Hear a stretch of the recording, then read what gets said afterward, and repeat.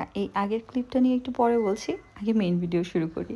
আমাদের শৈশবের মতো এত স্বাধীন খোলা মাঠে খেলাধুলা করার মতো শৈশব এখনকার বাচ্চারা পাচ্ছে না। বাট বাবুল্যান্ড তাদের জন্য ইনডোরে খেলাধুলা করার একটা অপশন দিয়েছে এবং বাবুল্যান্ড বিভিন্ন জায়গায় এদের শাখা খুলেছে যাতে করে বাচ্চারা গিয়ে কিছুটা অ্যাক্টিভিটিস করতে পারে। যদিও এরকম ইনডোর প্লেগ্রাউন্ডগুলোতে রেগুলার গিয়ে খেলা করা এক্সপেন্সিভ একটা ব্যাপার, তাও যারা এফোর্ড করতে পারেন তাদের জন্য বাবুল্যান্ড কিন্তু বেস্ট অপশন। ভিডিওটা বেশ পুরনো, আমি অনেক মাস আগে বাড্ডার বাবুল্যান্ডে গিয়েছিলাম আর আরও প্রায় 6-7 মাস আগে হচ্ছে ওয়ারির বাবুল্যান্ডে গিয়েছিলাম। দুটো রাইডস কিছুটা ডিফারেন্ট।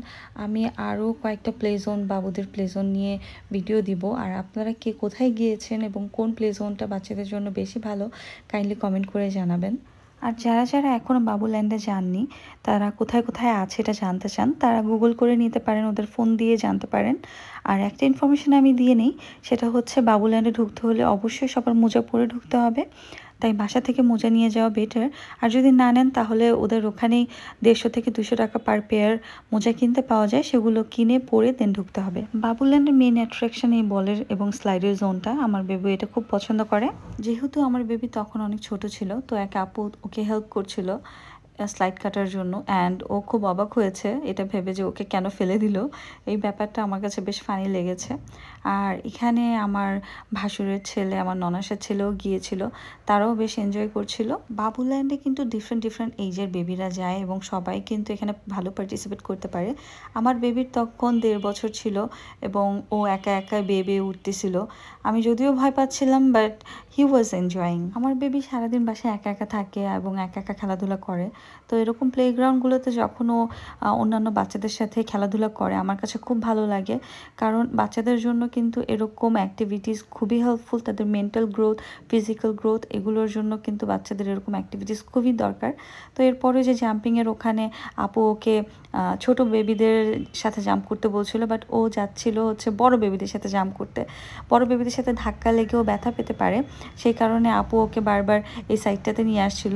বাট এই সাইডটাতে ও একা একা জাম্প করতে গিয়ে পড়ে গিয়ে ওর ঠোঁট কেটে ব্লিডিং হয়েছিল। যাই হোক, একটু পরে ও ঠিক হয়ে গেছে। ও ছোটোখাটো ব্যথা পেয়ে কিন্তু বেশিক্ষণ কান্না করে না।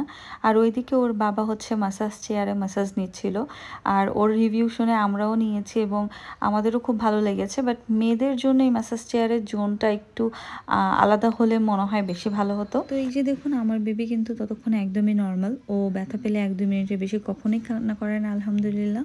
আর বাবুল্যান্ড নিয়ে আমি একটা কথা বলে দিই, সেটা হচ্ছে এখানে যেহেতু বিভিন্ন রকমের বাচ্চারা আসে, একজন আরেকজনের ইন্টারেকশানে আসে, খেলা করে, আর এই জায়গাগুলোকে কিন্তু 100% জার্ম ফ্রি করে রাখা পসিবলও হয় না। তাই কিন্তু বাচ্চাদের বিভিন্ন রকমের জ্বর সর্দি লাগতেই পারে, এটা খুবই স্বাভাবিক। এগুলোতে ভয় পাওয়ার কিছু নেই। আপনারা বাচ্চাদেরকে বাসায় এনে গোসল করিয়ে দিবেন।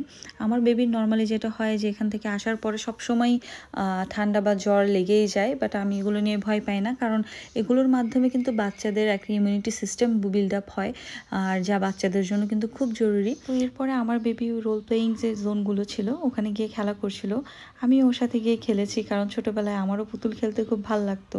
ডল হাউস টাইপের একটা ফিল দেয়। আশা করি ভিডিওটা সবার ভালো লেগেছে। ভালো লাগলে আমার পেজটা ফলো দিয়ে রাখবেন। আর আমি সামনে বাচ্চাদের প্লে জোন নিয়ে আরও কয়েকটা ভিডিও দিব যা আপনাদের জন্য হেল্পফুল হবে, যে কোথায় কেমন জায়গা আছে বাচ্চাদের জন্য। তো টিল দেন সবাই ভালো থাকবেন। আল্লাহ হাফিজ, আসসালামু আলাইকুম।